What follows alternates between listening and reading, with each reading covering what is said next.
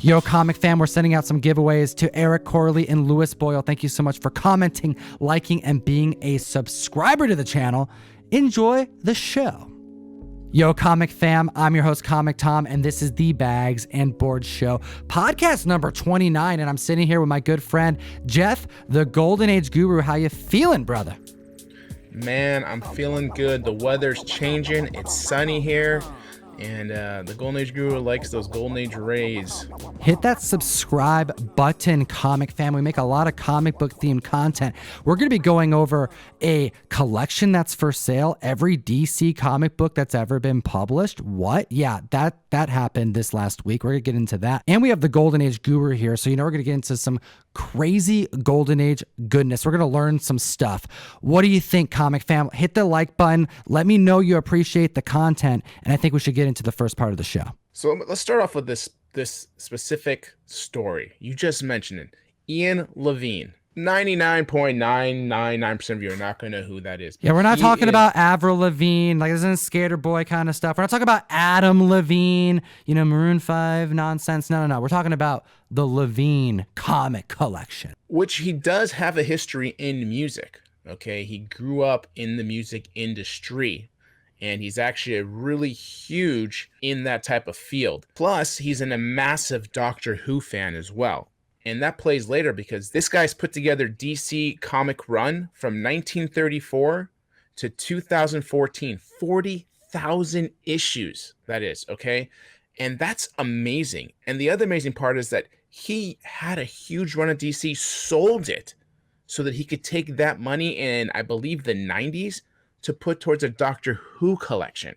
Yeah, this guy would end up owning one of the largest collections of both DC Comics and Doctor Who memorabilia, would he not? He would. It's absolutely amazing what this gentleman has accumulated when it comes to memorabilia in both comics and anything in his interests. Let's talk about some of the comics that are in this collection, Jeff. Everything's here.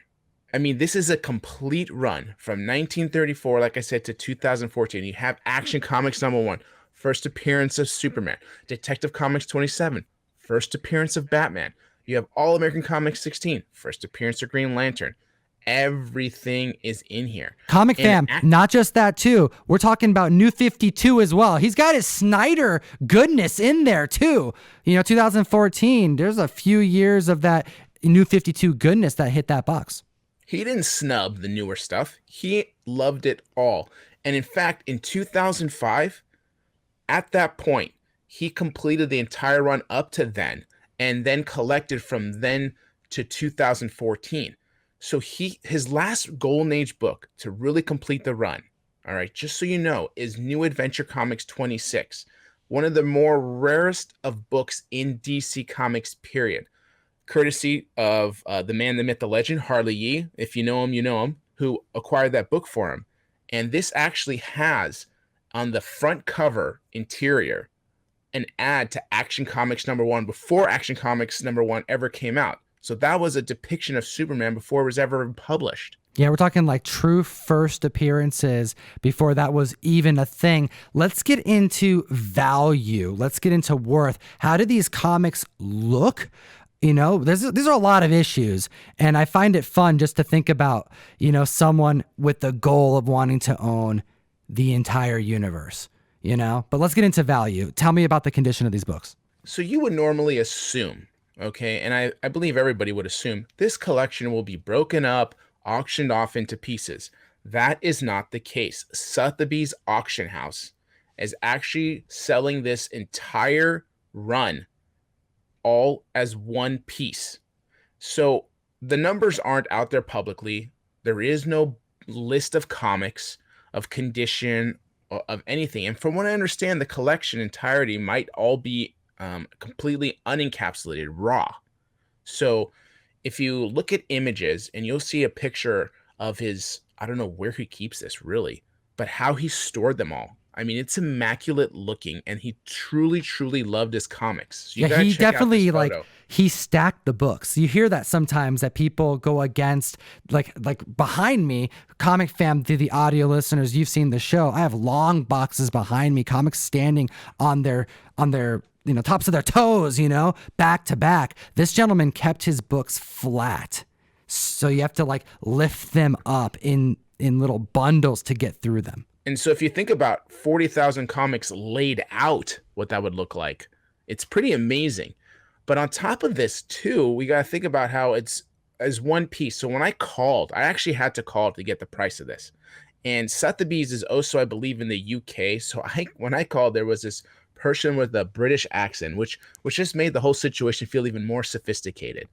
And they wanted 8 million sterling, okay, which translates to almost $10 million. I think it's $9,920,000. Jeff, I was wondering why there was this like the Google currency translator. You just copy and pasted it here, and I'm like, why does it say sterlings equals $10 million? But now I see you had to do the math for the comic fam. I did. I was like, I don't know the value of a sterling in the U.S. So I like you said, I went to Google currency and got the translation for it, and that's the number. And when I look at it, and I've talked to people in the industry, like this gentleman's been around a long time. He's been collecting comics. A lot of people know him. But from what I understand from people who have seen this collection, a lot of the main keys are restored. When you're looking at restored items, I mean, you're looking at a huge decrease in the actual true value of these comics. I've talked to a lot of people, and I think the true real value that's realistic this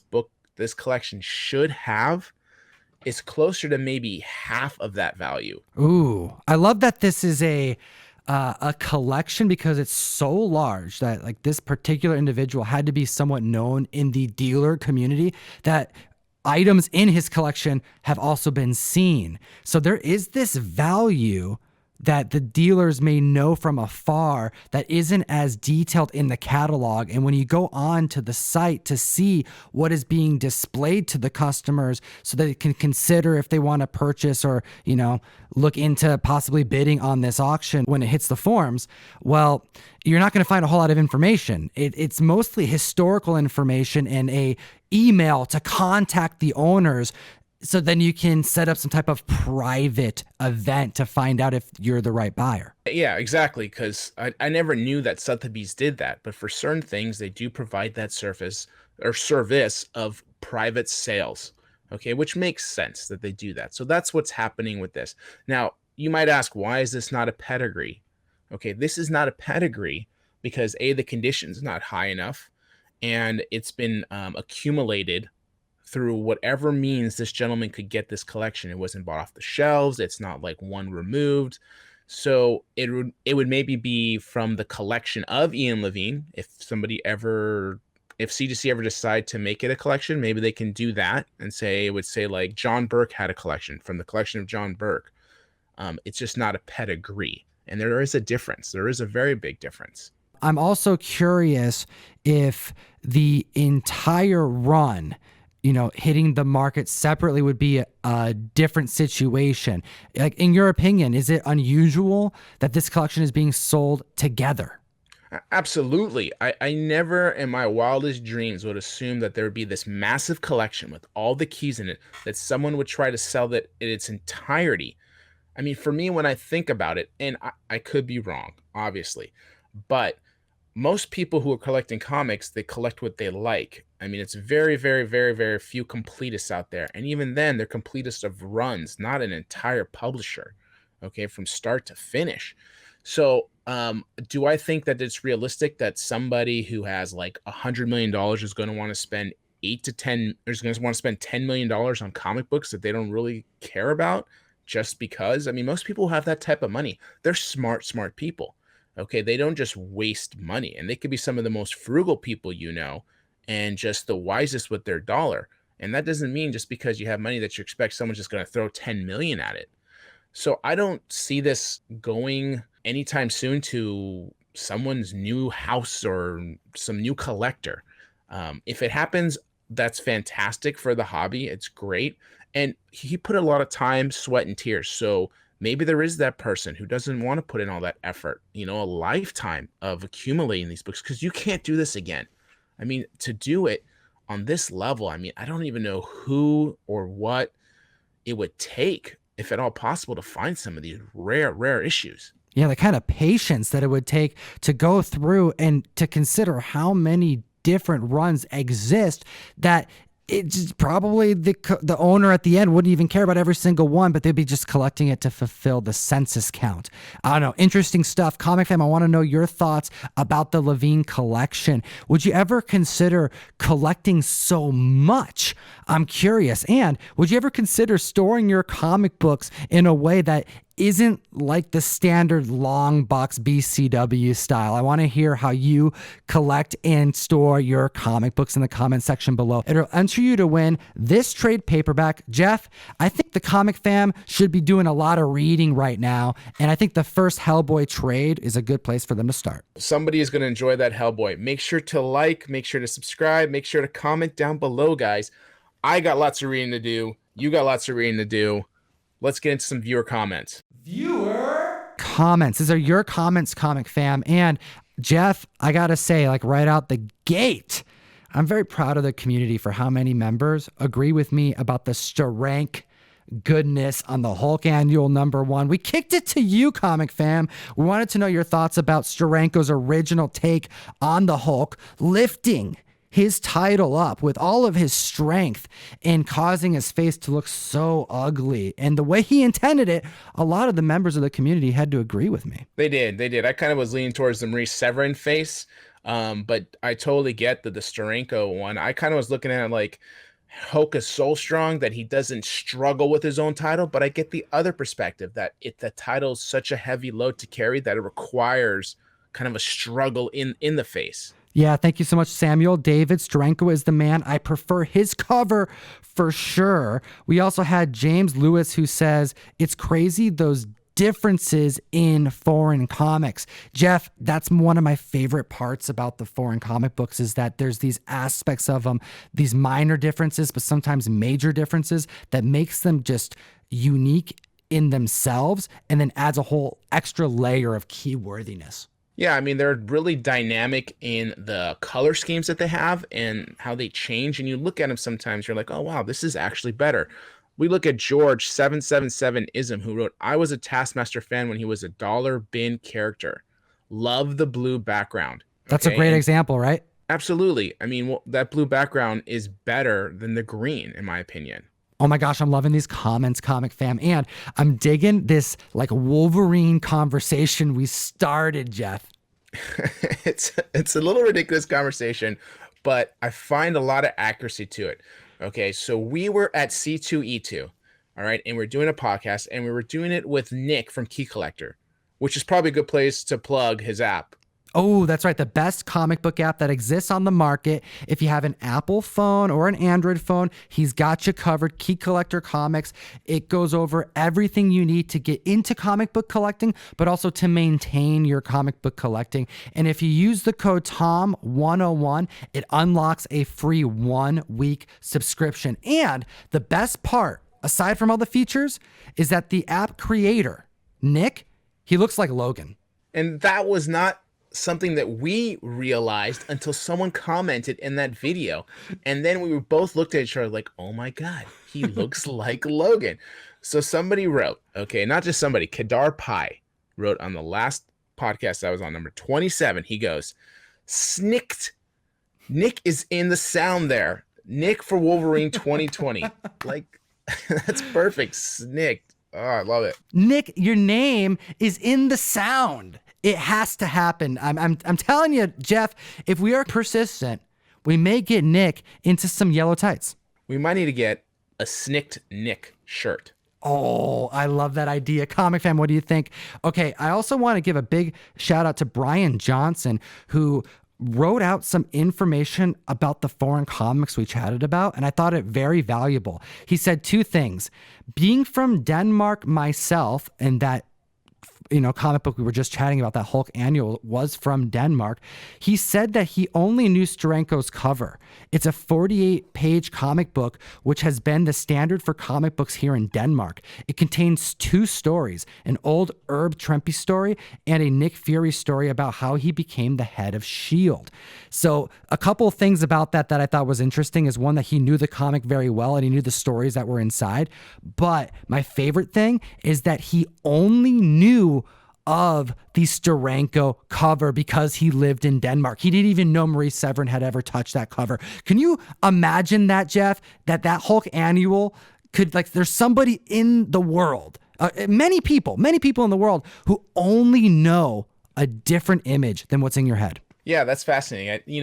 Like, we live in where we live, and we have that small window you look through growing up, and then you realize that comics are more global, and that there's actually a different version of the one you're looking at. And for some people, it's normal, and for others, it's just different. So that's great. I love seeing that dichotomy of the 2 to 3 or 4 versions that we see at least out there. Okay, and then Jeremy Brown, he had a comment that I'm really excited to read. He said, "I'm all about stock in high-end comics. Also, geek responsibly." What do you think this comment was in reference to, Jeff? This has got to be in reference towards the stock purchases or share purchases of collectible comics that we discussed with the company Rally and Otis. In last video we talked about, I made a statement that I will let the comment section decide which comic I put 2 shares into, or at least pick up 2 shares of. So what I did is I went through all the comments, 459 comments, and I tallied everyone's vote. Okay. And so there was the Giant Size X-Men 1, which was a 9.8.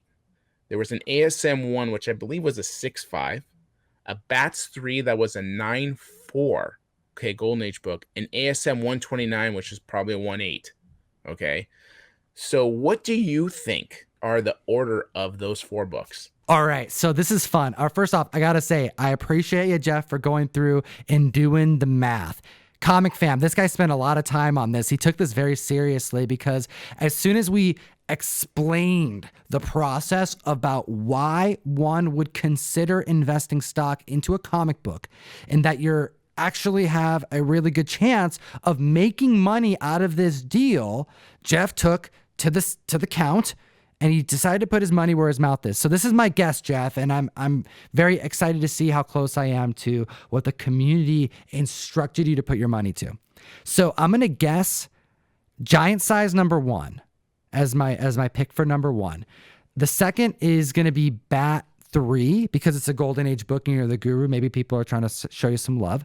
The third one, I'm gonna go with Spidey 129, and then I'm gonna say ASM 1 in 4th place. Quasi close, really. Comic fam, I want to know this moment before he gives the reveal. Comment down below. What do you think the guru picked? Okay, now guru dish. I'm going to start at 4. Number 4 on this list, okay? 4th place was ASM 129, okay? So I might have gone through 459 comments, but there was only 85 total votes, okay? And ASM 129 only got 2 votes. Only 2 votes? Yeah, oh, wow. I was not expecting that. Only 2 people said 129? Well, 1 or 2, because they only split shares. So either one person said it or 2 people said 1 and 1. Oh, my goodness. Okay, what was that number 3? So number 3, which I thought would actually be 1st or 2nd, really surprised me, was ASM number 1. Ah, see, I was kind of betting like ASM number 1 would be number 3 or 4. Yeah, you were right. You said that. ASM only got 10 votes. Number 3 was Giant Size X-Men. Ah, okay. No kidding. The gold taking the cake at number 1. Yes, wow. And I think it helped being the Golden Age guru. I think that leaned some people like, you got to get a Golden Age book, but that had 28. Okay. Which is pretty freaking good. I was surprised at that. I did not expect 28. And obviously number 1, Batman number 3 in 9.4 with 45 votes to it. The majority of the community demanding you to put money into Golden Age comics. I appreciate them, and I'm assuming you're going to do it. Let me clarify on something there. I downloaded the Rally app and the Otis app. By the way, the Rally app is absolutely freaking gorgeous. Okay. Of the two, that Rally app is awesome and beautiful. And they have so many items up already of all kinds of things. I go to buy the Batman shares. Batman is sold out. No. Sold Already? out. Already sold out. Dude, that was like Okay. a few days, man. Yeah, I mean, we reported 3 weeks ago that was sold out, and another comic I think they had on there was sold out. It might have been the Spidey one. So these are selling out. But what is coming is a Batman 1 now, 1.5. Oh, that's what I'm waiting for, dude. I was waiting for one of those, like just one of those crazy grails. That's what I said, dude. It's going to come down to the issue number ones of some golden age book from the freaking 40s or late 30s. And that's what's going to get some people to move. That's what's going to get me to invest. Comic fam, are you seeing what we were seeing months ago yet? That this is something new that is being actively consumed by members of the community, whether the majority likes it or not. We are seeing comic books being invested in similar to stocks in 2020, and we're here to report on it. And I want to know your thoughts in the comment section below. And if you guys don't mind, I am just going to buy, instead of 2 shares of Batman 1, I'm going to buy 3 shares of Batman 1 once that comes available. Yeah. And I'll let you guys know about it. Yeah, I think I may do the same. And depending on how much they are, I'm probably going to do it. They valued the book, I think, at like $75K. I think it was like $70 a share or something. $70 a share. Ooh, yeah, I'm going to have to get more than one. So earlier we discussed something historical. Okay, we're talking about Ian Levine putting together this massive collection and all the time and everything it took. But what we need to discuss is 20 years. Jeff, it's crazy to think about it. It's a little fun, you know, like there was a time where collectors didn't have an option to grade comics. That wasn't a thing, putting it behind plastic, encapsulating it. But back in 2000, when the Certified Guarantee Company decided to open up their doors to the comic book collectors market, they started something big, something that would evolve the hobby like nothing that has been seen in the comic book industry in decades. All right, before we get into this, comic fam, I need you to slap that like, because we're going to get into some information here and discuss in 2000 what everybody was submitting, and up to 2020 what we're submitting now. And you're going to find out what is the top submitted books in the census. That's right. This is what the community cared about most back then, all the way up to now. Let's start it out at the year 2000, that first year. Oh, look at that. There's a spider right there, just going right onto the desk, just freaking all the way from the ceiling. It's like right there. Oh my gosh. We're going to start in 2000 when the comic scene was hit with this option to put a comic book behind a slab and get a number put on it to signify its grade and its condition. Back in 2000, people rushed. They rushed to send in just over 1,000 copies of what would be the highest graded comic book year one of submissions. We have Spawn #1. I really love this little picture here of what we have. This is a fascinating scene because we're finding out what people are submitting. I mean, this is a company that's not established yet. Okay, and you're sending them off to a strange place to have them put in plastic, but you have enough trust to give them your collectible books. And if we look on this list, we're seeing stuff as Fantastic Four 48, Star Wars 1, Wolverine 1, Wolverine Unlimited 1. I mean, we're seeing very popular books that are heading out there, okay, in mass quantity. These were the books that the people cared about. These are the ones that they immediately went to their collection to send in. And yeah, Fantastic 448, major key. You would expect that to be sent in.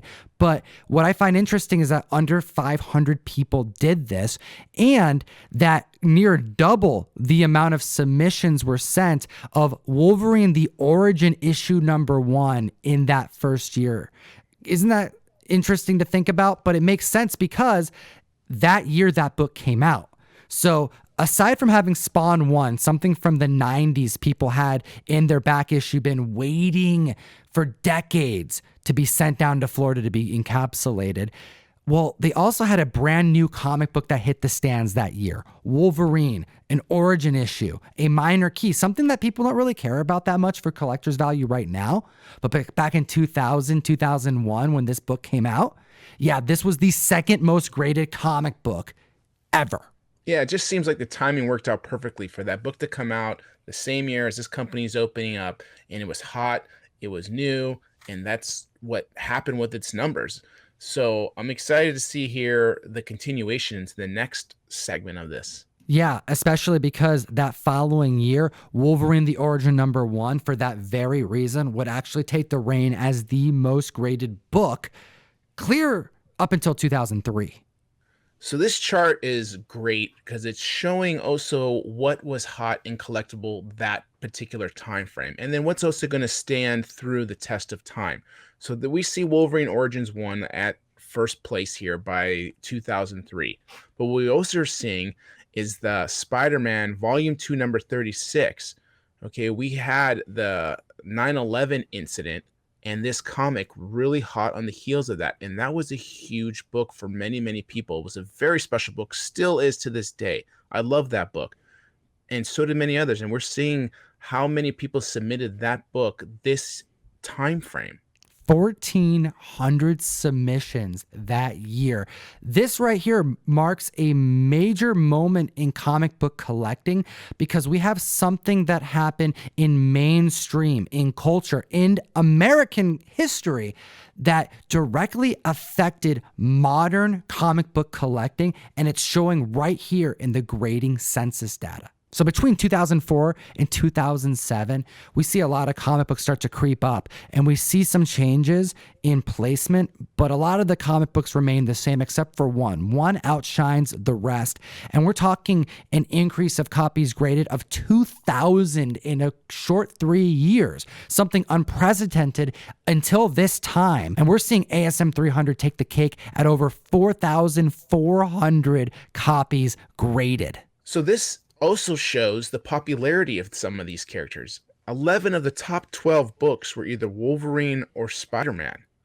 I mean, right behind Amazing Spider-Man 300 is Wolverine the Limited Series with 4,440. It's only 24 less than the Amazing Spider-Man 300 had. Okay, and then a far below that, but still in third place, would be Incredible Hulk 181, which had 3,423. We're talking really large numbers of really amazing key books and still fairly common books when you look on this census. Yeah, we're even seeing some of the more moderate keys start to creep up on this list as well, such as ASM 252, almost 3,000 copies graded, and another approaching the higher end slot on this list. We have Marvel's Superhero Secret Wars issue number 8, also approaching that 3,000 mark. You're starting to see the taste of collectors showing these numbers. They're hunting Venom keys. They're hunting Black Suit keys. They're hunting Wolverine appearances and solo series. Well, let's see what they're starting to hunt as we move into the end of the decade. So we're going to jump ahead to 2012. CGC is clearly well established by now. They've been around for 12 years. And the idea of collecting comics in an encapsulated format is already now ingrained in the collectible. And what we're seeing with these numbers are very similar, but what we're finding out now are new hot books, new established characters that are really taking a grip of the community itself. We're seeing New Mutants 98 now making a very strong move into this chart, and X-Men 266 jumping up slots as well. New Mutants 98 wasn't even on the higher end of this list until recent years, and now we're seeing it clear past 3,000 total copies graded. Issue 266 of X-Men clear past 3,700 copies graded. Another one that was way lower on the list, but members of the community started gravitating towards certain heroes. As you said, Jeff, and Deadpool and Gambit are definitely fan favorites, and it's being shown here. And I think it's also worth noting that the hikes in Wolverine and Spider-Man keys are unlike anything else on this list. So when I look at 2012, I find it to be really fascinating because 5 years ago in 2007, which we just discussed, the top two books were Amazing Spider-Man 300 in first And second was Wolverine Limited Series #1 in second. Those books only had a 24 issue difference in 2007. 5 years later, when it's 2012 that we're discussing this, it's only a 25 book difference. They kept the same pace. That's unbelievable if you really think about that. Yeah, the same interest. It kept consistent. And we're starting to see these trends start to form as we approach current times. Let's take a look at the following couple years. We're about to break a record here in 2014, Jeff, with ASM 300 quickly approaching 10,000 total copies graded on the census. 2014 has a lot of the same comics we've chatted about. Hulk 181 growing in numbers, Secret Wars 8 growing in numbers. However, New Mutants 98. Ooh, this book is starting to creep up. We're showing in 2014 a low count of just over 6,000 copies graded of this issue, and that is starting to increase because it is at this point we were hearing word of a Deadpool movie approaching, casting being called. Let's take a look at what a movie does to a comic on the census. Before we move on, I do want to make a note here. Take a look at Spawn 1, how far down this chart has fallen, and find out where it's going to end up here in 2020. We're at 4,000 issues here in 2014. All right, let's take a look at 2017, where Spawn ended up, and a year fresh of Deadpool being out in cinema. What is the census count? This hero, or anti-hero, however you want to look at him, has jumped into second place with almost 14,000 books submitted for grading to CGC. Holy smokes. Major change for this book. This book wasn't even really high on the list to begin with. And then in recent times, takes second place, boots Wolverine, boots Hulk 181, Spidey 300 still holding the slot at close to 15,000. We know how big Deadpool has been. He's been a phenomenon. So there's no surprise in 2017 to see him take this spot. But it is still a little shocking to find out how many of them were submitted just in that small time frame. So New Mutants has gone up in that short amount of time, over 8,000 copies added to the census, copies encapsulated, graded behind plastic forever. And Spawn in that time has gone up to just over 7,000 copies graded, an increase of just over 3,000 in that time. So that tells you how the community has embraced Deadpool compared to other characters such as Spawn, who I will remind you was the #1 graded comic back in 2000 when CGC came on the scene. We are in 2020. Let's go back here, check out 2019. And I want to mention one book in particular, X-Men 94. This has been on the list since the beginning. Okay, this has had 6,500 copies graded by CGC. Another book on this list I want to talk about is Star Wars. Now, there's been a lot of hype behind Star Wars in the movies, so that is definitely strong on here and seen a lot of submission gains and movements in its spots. We even see Savage She-Hulk start to creep up on this list at slot 20. And the only reason why that would be here is because of the Disney Plus announcements that were starting to pour in around that time earlier in the year. Let's take a look at 2020 now. Our most recent census data coupled with some other information that, Jeff, I'm excited to report on because we have some private signing numbers that have recently been updated. So by the end of April in 2020, these are the final numbers for the most graded books. Kicking out the year 2020 with a kind of newcomer to the top of this list, we have ASM 361 approaching the top just above Spawn #1 and Secret Wars 8 at a near 15,000 copies submitted for grading.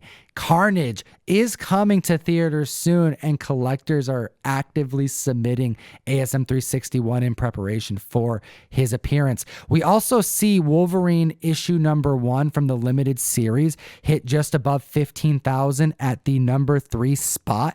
#2 on this list is New Mutants 98 with a staggering 18,500 copies encapsulated. And then number 1, to no surprise, ASM issue number 300, the first full appearance of Venom, near 22,000 copies graded. This gives so much clarity to me of what is the demographic and the collectability of the comic fam, and what's being submitted out there, and what's truly in interest to collectors. And I want to dig a little deeper because we just had a Todd McFarlane signing, and I took images from CGC census of how many Spawn 1s and how many Spider-Man 300s were signed at that point and how many we have now. So let's take a look here for a second. So what was the total amount of Spawn copies signed on the census prior to the Todd McFarlane signing? So before this Todd McFarlane 6 series event that CGC had, we only had 2,145 Spawn 1 signed by him and encapsulated. But now there are 3,780 of them. That's 1,600 more that he did and added now to the census. What's interesting, though, is that in that 1 year time frame from 2019 to 2020, there was only a 2,000 book growth, which says that there was only 400 books submitted to CGC that were not signed by Todd McFarlane. Not as many people getting Spawn number 1s graded without that signature. Now I'm curious, what did Spider-Man 300 look like on your analysis? Before the SIG series, it was 3,261 copies. After, we now have 4,268 copies. So there were more Spawns, obviously. I mean, it's a less expensive book and easier to obtain, and still a fantastic character that just screams Todd McFarlane, versus Spidey 300s, which is also just an epic book, epic cover, and just screams also Todd McFarlane. So those are the numbers that we have now for these books. I find these numbers staggering, but also worth providing to the community because we're seeing an increase of copies graded of above 30% for these books after one private signing. We have a lot of private signings that are going to be coming up, and I expect to see a lot more people starting to navigate towards this type of service, especially with the convention season playing out the way it has in 2020. Let's keep an eye out on the CGC census, and I remind everybody that membership is free on the CGC's website so that you can get access to the CGC forms and to this census data that we're discussing. I love this type of information. I love this type of data. I think it's really important, and I think we got to stay on top of this, Tom. Jeff, I want to get into the next part of the show. We got to get into it. But before we do it, comment down below, Comic Fam. Let me know what you think about this video. If you like, subscribe, and comment, it's going to enter you to win Marvel's issue number 4, Alex Ross Goodness, signed by the legend himself. And I want to get into purchasing comic books, but like that level of books that people tend to kind of get scared to dabble in. We got the guru here, and I want to ask the tough questions. Jeff, we were chatting about a deal that you made recently, and you were telling me about some books. You threw in, like, I believe it was a Superman 11 into the conversation, so we'll get into it. But in this conversation, I had asked you, what did you pay for the books? I wanted to know what you paid. And you had mentioned the prices, and then you also mentioned some trade that was part of the deal. And that got me thinking about this as a theme for a video, the trade aspect. You got into a big deal and trading was a big part of it. And sometimes I know that this is true, that the trade is just as important as the cash aspect of the deal. And that is not something that is common in business. I want to get into it. Jeff, how important is trade in high level comic book sales and collecting? It's really a huge part. And I don't know if people realize that, but that's what we talk about when we talk about buying books and moving up, because you can have other things to trade when you don't have that full cash value that is so hard for a lot of people to just come up with. So there are many deals, and dealers do this. A lot of just collectors do it. You want to buy a $40,000 book, $50,000 book. It's not so much that you're going to come with a suitcase full of money. That's not generally the situation. Okay, what happens is somebody brings you value in a trade and cash on top of that. or some type of payment plan and a trade, or just a payment plan if that's the situation. But for exchange of comics for more comics, it's a very, very common for that to happen. And obviously it's going to lean more towards the retailer side because, it's not cash and it's them having to also try to move another product, and it has to be some wiggle room there. But it makes it easier for a lot of people. If I wanted to get a 10-figure or 5-figure book, a 4-figure book, whatever the dollar value is, it helps to come with another liquid book that has less interest to you and helps you get what you want. And then the retailer can still have another item to sell and have cash at the same time. Let's get into specific examples. And if it's okay, I would like to take the conversation that we were having and have it here on the mic with the particular books that you dealt with. And maybe you can tell us some pricing, give the community some examples of how some deals go down. So I had a book. It was a $12,000 book. Okay. And I was hoping to get that in cash, but that wasn't going to happen. All right. Especially at times like this, it's not that easy. So in turn, I took a large portion of that in money. And then the difference, I took that in a book. Okay. So that book just happened to be a Superman 11. That was a CGC 7.5. I'm not usually a huge Superman fan.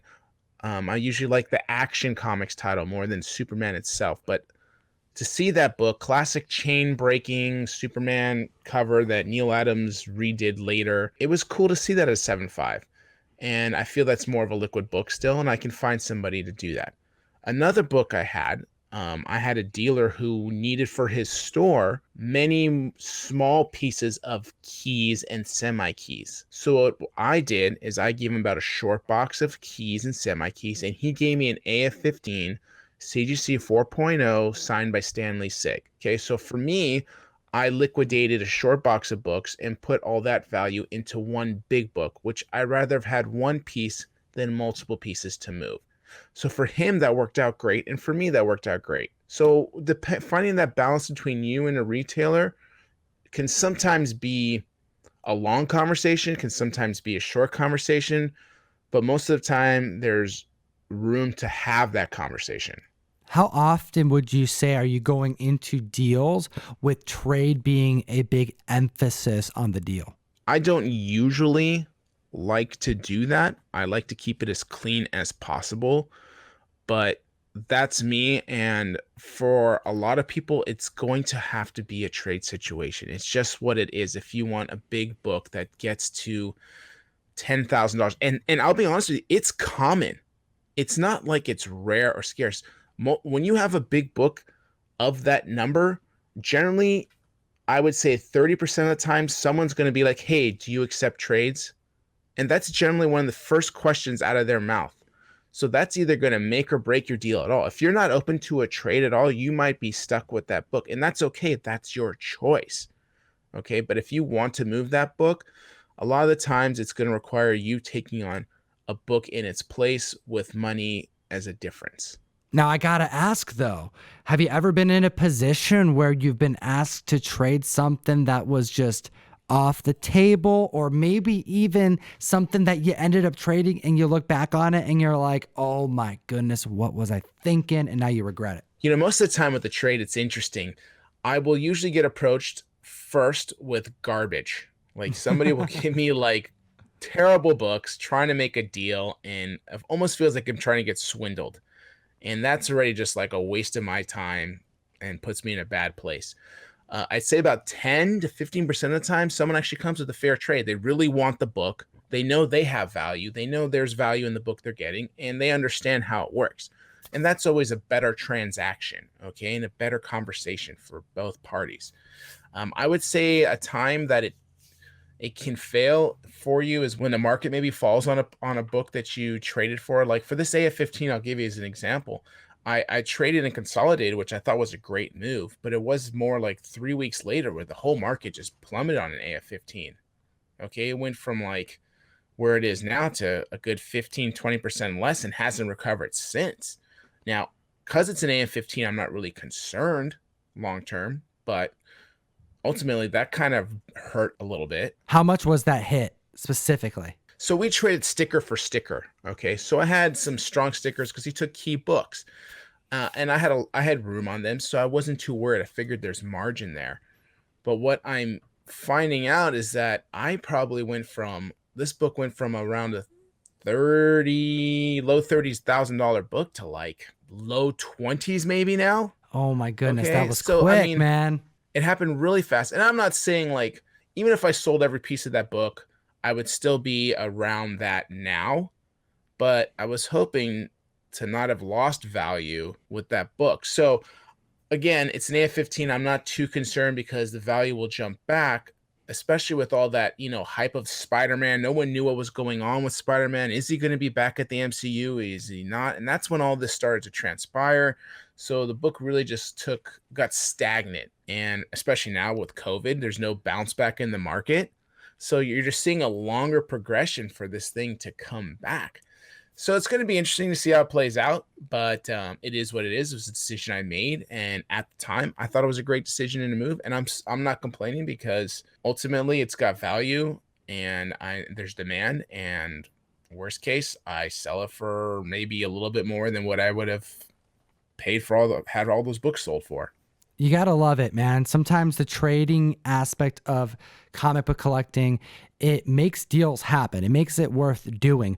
Sometimes you meet up with a person, you take the time. I can think of some examples in my head where you take the time to do it, you bring the comics out, and then you find out that trade wasn't even remotely close to something you'd be interested in. But I think that it's important that we can recognize both of those kinds of moments and make sure that the community knows that whether you're dealing with cheaper comics, modern comics, maybe, more minor keys or more average selling comics, or even high end comics, double, triple digits, that collectors across the board use trade and comics as a commodity in place for cash more times than you would expect. Absolutely true. Whatever it takes to get the deal done is what the mentality is for a lot of collectors, in trying to give up some item for that book they truly, truly want. Unless you're, like I said, if you're cash strong, more power to you. But a lot of people collect long enough to where they'd let go of a piece to acquire another piece for themselves that they'd rather have. You ever trade to do a deal, to seal that deal, Comic Fam? I want to know in the comment section below. We'd love to hear from you.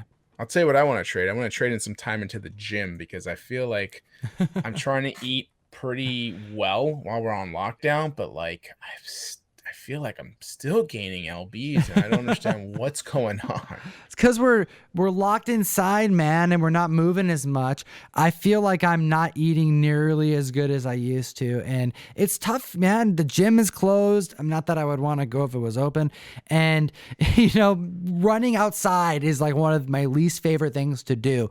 But you know what?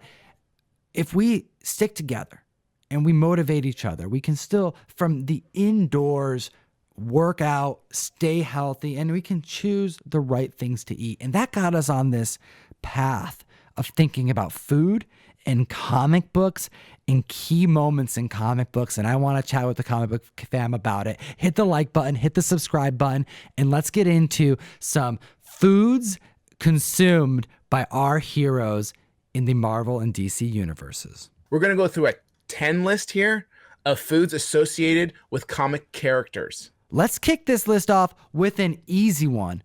Or is it, with Deadpool at number 10? So you would assume that Deadpool is going to be chimichangas, right? Well, you would think, right? Or tacos. Actually, what is it, Jeff? Like, it's a lot of Mexican food, I thought. Well, I always assumed it was chimichangas. That's what I always associated him with. And I couldn't find the first appearance that he ate a chimichanga. So if you know where that is, comment down below and let me know, because I was not able to find that. But what I did find was in Cable and Deadpool number 13, where Deadpool says that he only likes saying the word chimichanga. And you see him ordering food and saying chimichanga, chimichanga, chimichanga, chimichanga. And then they ask him what he wants to eat, and he goes, enchilada. So does he actually like chimichangas? Or does he like enchiladas? I don't know. And I think that's part of Deadpool's character is him just messing with the readers. I think truly that's what they try to do because literally it says he only likes saying the word, but he orders an enchilada. We may never know. Comic fan, where's my Deadpool fans at? Help us out in the comment section below. And let's move on to number 9 on the list. I'm really stoked to talk about the comic book that is so underrated as far as like Logan keys go. We just went through the census data, very detailed census data. We're talking about Hulk 182. Now, are we talking about it because it's the second appearance of Wolverine and you want to argue with me on it? No. Are we talking about it because it's the second appearance in Cameo and you want to argue with me about it? No. Are you going to argue with me about it because you think it's actually part of Hulk 181 because the panel that he appears in Hulk 182 is actually part of the Hulk 181 story? No. We're talking about it because the Hulk loves beans. Hulk loves his baked beans. And we see in this issue and many other issues, okay, because there are panels throughout his comic history of him loving baked beans. But the first time he eats his baked beans is in that Hulk 182. He's literally out in the wilderness, jumping around, hears some music, and is invited in by this gentleman who's very lonely and doesn't want to have a lonely night of eating beans. Instead, invites this green gargantuan monster to have baked beans, and Hulk instantly loves baked beans. I love some Franken beans, dude. Franken beans. Shout out Jim and Pam. And let's take a look at number 8 on the list. We have Martian Manhunter. And this dude likes eating Chocos, which are basically Oreos without the trademark. Martian Manhunter loves his Chocos Oreos. And he was first introduced to them in Justice League International number 4. Captain Marvel loves these things. And in issue 7, Captain Marvel leaves Justice League International. And then we see in Justice League International number 8, Martian Manhunter has a huge wooden crate filled that's being moved into his home. And we find out that they're filled with Chocos. And he makes the comment that they were introduced to him by Captain Marvel officially. And he is nuts for these things. He had to get his own crate in his home installed because of how much he loves dipping his Chocos. All right, let's take a look at number 7 on this list because we have our favorite turtles of all time, you know, having a very interesting comic book career. They changed a lot over their lifespan. And you know what, man? They didn't always enjoy pizza. People know that TMNT liked pizza, but they didn't come out on the scene being pizza enthusiasts. If anything, the people eating the most pizza was Kevin and Peter. So Kevin Eastman and Peter Laird loved their pizza when creating these characters. So that put an influence into the cartoon where we got to see pizza become a thing for them. And then eventually it migrated into the comic books. And we saw by Archie Adventures series that Teenage Mutant Ninja Turtles Adventures number 1 was the first appearance of pizza in the comic book. And we see Michelangelo bringing it to his team, including an April O'Neil already in the book. That's right. They had to share it. They loved it. They're so happy about it. And it became such a staple for these characters. You know, it's cool to see that it was incorporated in the comics at some point, and it just took a team up with Archie to make it official. And next on this list is the Man of Steel himself. Number 6, we know that Superman loves his BB with K. Like, what is it? Is beef bourguignon? What is this? I've always wondered because this guy's always eating this stuff in comics. I mean, it started back in Superman 297. I also know Clark happens to like pretzels. Just fill me in. What's going on with Clark Kent? So this dish, and what I believe people, or the way I believe people pronounce it, is beef bourguignon. And Lois Lane made it for Superman, and he instantly loved it. But he eats it with ketchup. And that's important because he likes his condiments. Because he became famous for this. And there was even initials for it, BBWK, that's used through the history of comic books. But he also recently was a scene in Superman 650 where he loves pretzels, like extremely loves his pretzel, but he eats it with mustard. So he loves his condiments. Most people tend to land on one side or the other, ketchup or mustard. Clark Kent is liking both. Comic fam, which one do you prefer, mustard or ketchup? Clark Kent loves Pretzel Day. Him and Stanley would get along very well. Well, I like Pretzel Day. Let's jump to the list here at number 5 with, okay, we're going to finally, I mean, it's been a long time, man. I've been waiting for the day that I can do 3 Office references in one podcast. We're going to get into not Kevin's famous chili, but the Green Arrows. And famous is right. This might be possibly the most famous food item next to the pizza for the turtles in comic books. But Green Arrow is known for having extremely spicy chili. So spicy. How would you like to be known in the JLA? For having the spiciest of chilies. Whatever gets me in the JLA, man. The power of chili cooking. So he makes his chili so spicy that only him and Batman are able to eat it without reacting. This is so silly. But you know what? The first chili appearance actually took place in Green Lantern issue number 108. And you can even go a step further because Oliver's scrumptious chili recipe was actually published, was it not? This is a no-joke recipe. All right, when you look at it, it isn't just out of a can and a jar and a few extra ingredients. This is serious to the point where you and I were just joking around how we need to make this and actually eat it on the screen because I want to eat it with you and just see how spicy this thing really is. And if you want this whole recipe, you have to find it in Green Arrow Secret Files and Origins #1. Or just Google it because you'll find it there too.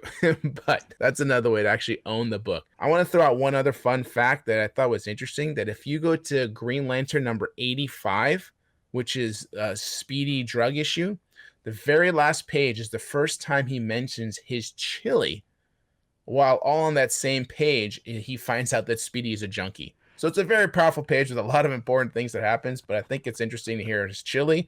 And then he walks through the door and finds out Speedy's a junkie. We are finding and uncovering so many key moments on this show. Slap that like button, Comic Fam. We need you. And if you want to see us make this chili, I mean, I'm looking at some of the ingredients. I mean, I got some cumin and paprika and cayenne pepper in my pantry right now.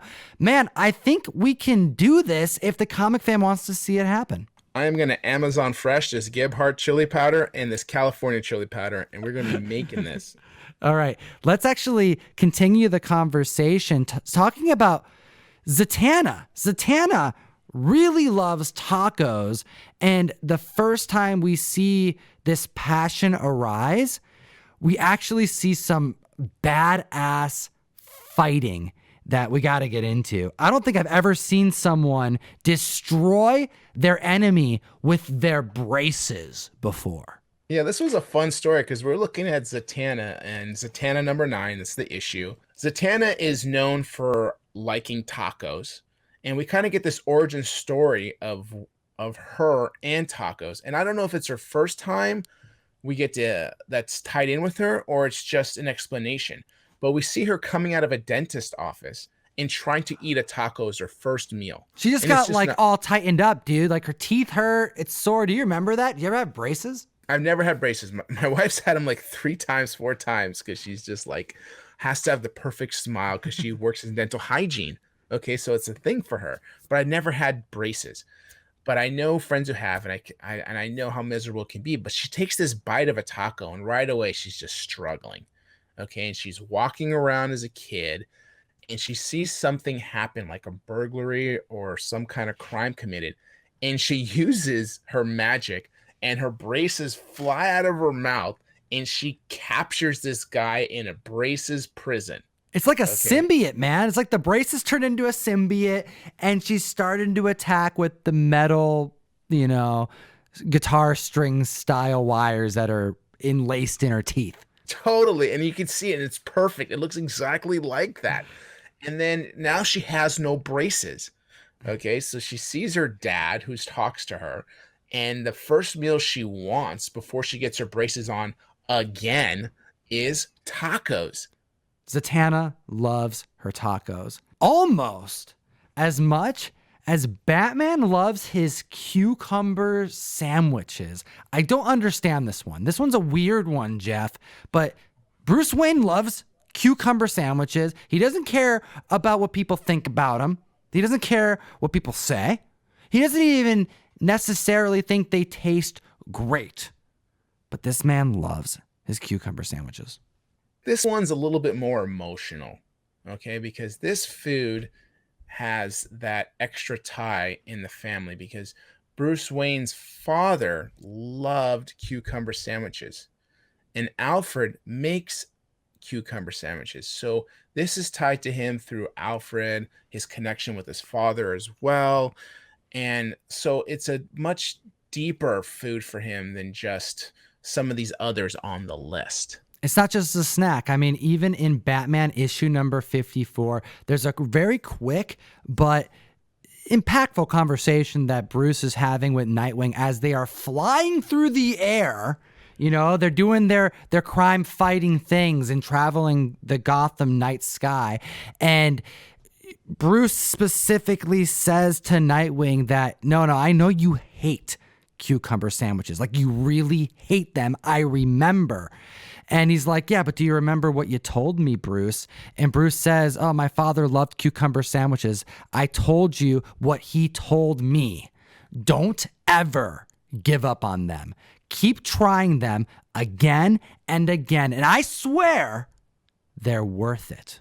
Now, what makes them worth it? I don't know. But who am I to question the Dark Knight? I would never question the Dark Knight either, mostly because he'd probably kick my ass. But number 2.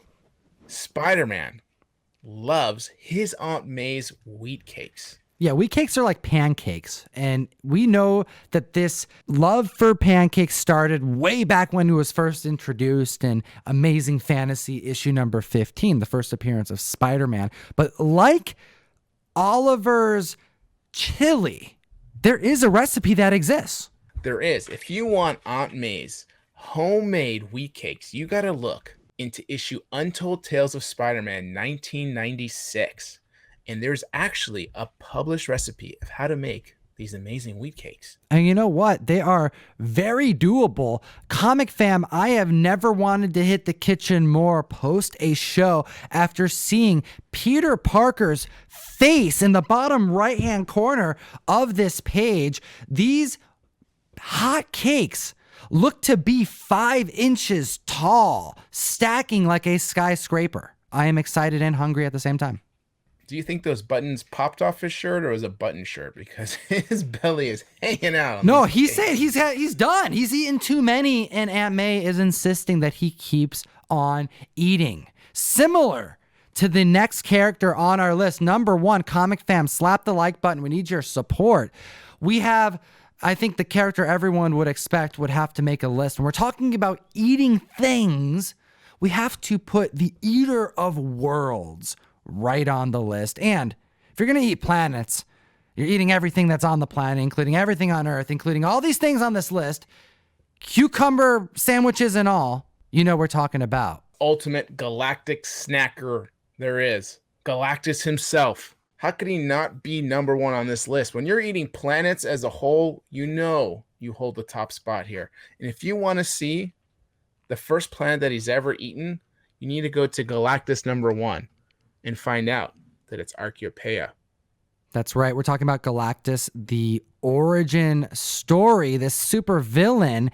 And you see the first time where he devours a planet. And this is what he says. The very first thing he says is, more, I must have more, a world more. He can't get enough of tasty planets. They're a little treat. It's like Pringles. You can't have just one.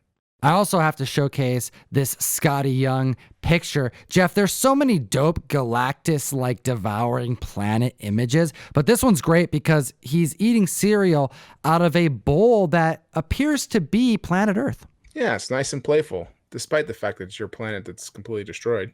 Comic fam, what is your favorite food? What do you think it would be your preferred planet of choice to consume? Are you more into like the gassy type of planets? Are you, like more of your appetizer, Pluto size? And I don't even care if it's not a planet anymore. Fight me on it. Comic fam, I appreciate your time today. This conversation doesn't stop here. We're actually going to continue it over on Spotify, iTunes, Stitcher, and SoundCloud. We have some fun stuff to discuss. Hit the subscribe button and don't forget to comment and like on this video, because we're going to be giving away a copy from the PC Seed of Destruction, Mike Mignola Goodness issues 1 through 4, the first Hellboy story, as well as Marvel's issue number 4 signed with certificate by Alex Ross, one of the greatest artists of all time. We truly appreciate your time, so please don't forget to follow us on those other platforms, and as always, geek responsibly. Enough said.